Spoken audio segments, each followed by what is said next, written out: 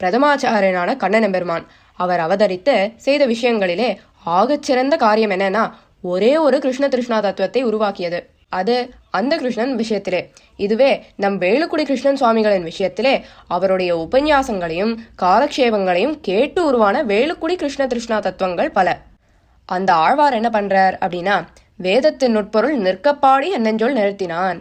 யாருக்கு அப்படின்னா மதுரகவி ஆழ்வாருக்கும் நாதமுனிகளுக்கும். அவர்கள் இதற்கு முன்னாலே இருந்த நிலை என்ன?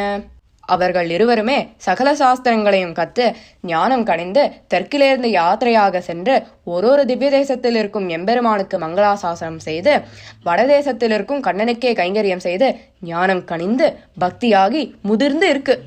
இப்போ எப்படி ஒரு மரத்திலே நல்லா கணிஞ்சு இருக்கிற ஒரு பழம், அதை பறிக்க பெரிய பிரயத்தனம்லாம் பட வேண்டாம், ஒரு காத்தடிச்சா தானா விழுந்துவிடும். அந்த நிலையிலே தான் இருக்கா மதுரகவி ஆழ்வாரும் நாதமணிகளும். அவர்களுக்கு வேதத்தின் நுட்பொருளை நிற்கப்பாடி நெஞ்சில் நிறுத்துறது ஒரு பெரிய விஷயமே இல்லை. அதையே கட்டாந்தரையாக இருக்கக்கூடிய அடியே நெஞ்சத்திலும் கூட நிற்கப்பாடி இல்லை, பாடக்கூட இல்லை, அவருடைய திருவாக்காலேயே நிற்கும்படியாக பண்ணினார் நம் வேலுக்குடி சுவாமி.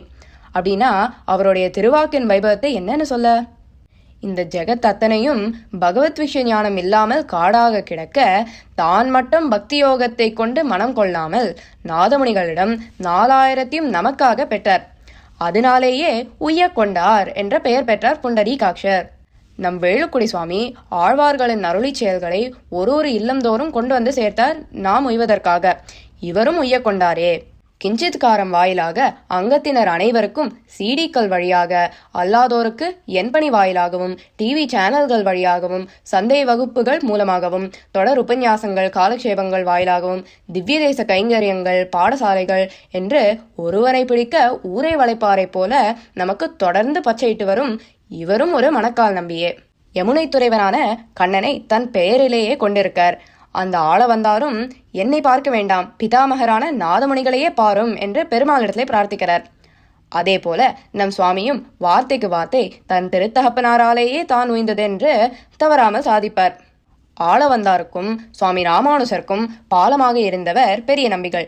அதே போல கூறுவார் வார்த்தைகளை கொண்டு நீர் தேறி இருள் தருமா ஞாலத்தை இன்பமுத்து வாழும் தெருள் தரும் மாதேசிகனை சேரணும்னா அதற்கு பாலமாக இருப்பவர் நம் வேலுக்குடி சுவாமி.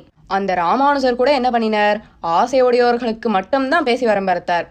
நமக்கு ஆசையே முளைக்கலைன்னா என்ன பண்றது, அவ்வளவுதானா, எழுந்து போயிட்டோமா அப்படின்னா அப்படி இல்லாமல் நம் சுவாமி அடியேனை போல மந்தமதி பூவி மானிடவர்க்கும் வாழ்வு முளைக்கும் வண்ணம் அந்த ஆசையை விளைவிக்கிறார் என்று எவ்வளவு சொன்னாலும் சுவாமி செய்த மகோபகாரத்திற்கு ஒக்கும் ஒக்கும் ஒக்கும்.